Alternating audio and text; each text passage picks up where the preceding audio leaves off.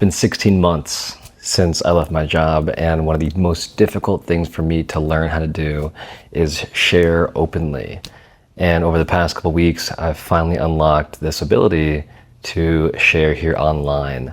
And it's funny to say, and it sounds so silly, like, oh, sharing and posting on social media is hard. It is for me. And I know it is for a lot of people, because ultimately what you're doing is putting yourself out there in a very vulnerable position without any context to your life or your story.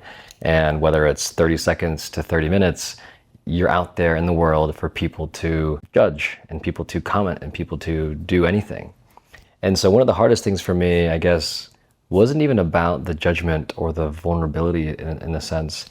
It was more so how to make it fulfilling and make it fun and make it enjoyable. A lot of people have fun with making videos. They have fun sharing snippets of their life, and they enjoy the process of being in front of the camera and being the main star of the show. And for me, I've never really been someone to be in front of the camera. I love being the person documenting the days and documenting the events. So whenever I go to an event or a party or I travel, I'm always the person flashing the camera at someone, trying to capture moments and capturing videos and just collecting libraries of memories for people. Let me know if you relate to this in the comments below. If you are the person documenting everything else, you find that all of your photos and videos are lacking something, and that something is you. It's always of everybody else and never of yourself. And for whatever reason that is, I've noticed it.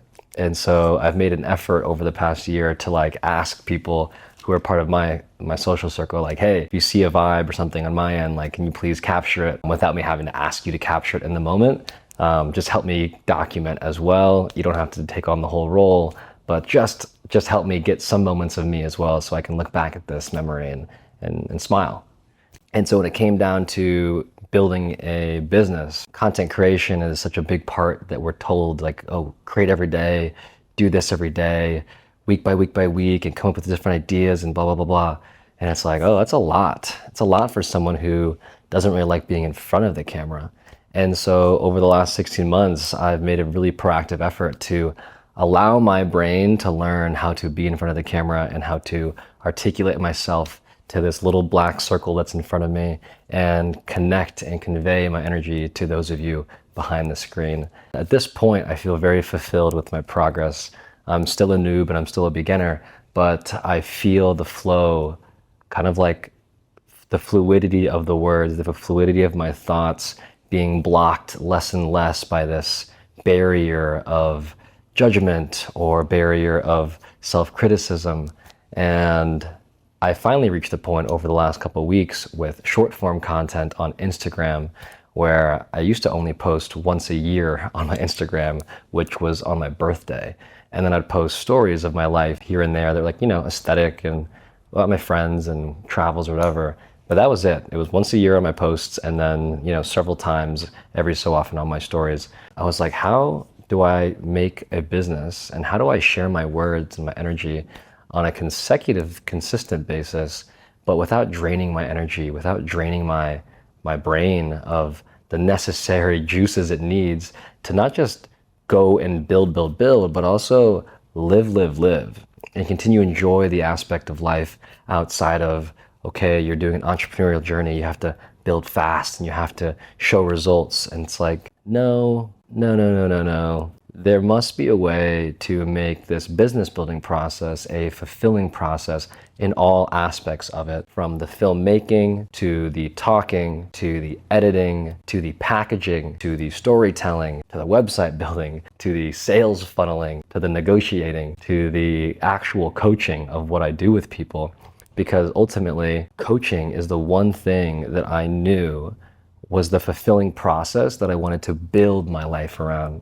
I knew that I received energy on a replenishing basis, an exponentially replenishing basis, every time I had a conversation with someone where I got to experience their aha moments and where I got to experience a shift in their perspective or a moment of appreciation and gratitude for the present moment of their own life.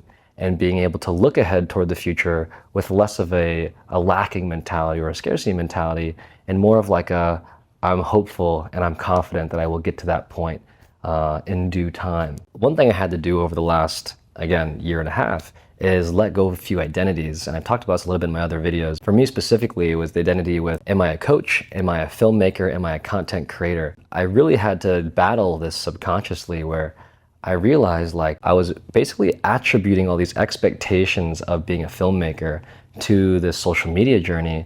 And so if you go to my very beginning of my videos here on YouTube, you'll notice that I tried all these different types of videos, different types of edits and cuts and texts and shots and compositions and voiceoverings. And that process was important because it allowed me to realize I am not a filmmaker. I am not someone on here who's trying to make cinematic films on YouTube or make cinematic shorts on Instagram. That's not fulfilling for me. My fulfillment comes from my words. It comes from the energy in which I speak and the perspectives that I share.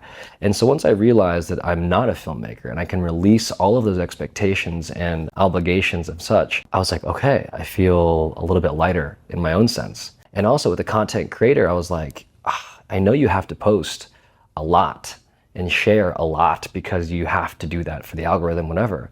But I was like, is that really the intention that I want to bring into this business? And I was like, no, I know you have to do it. I know it's a real thing. But I was like, there must be a different way to approach it.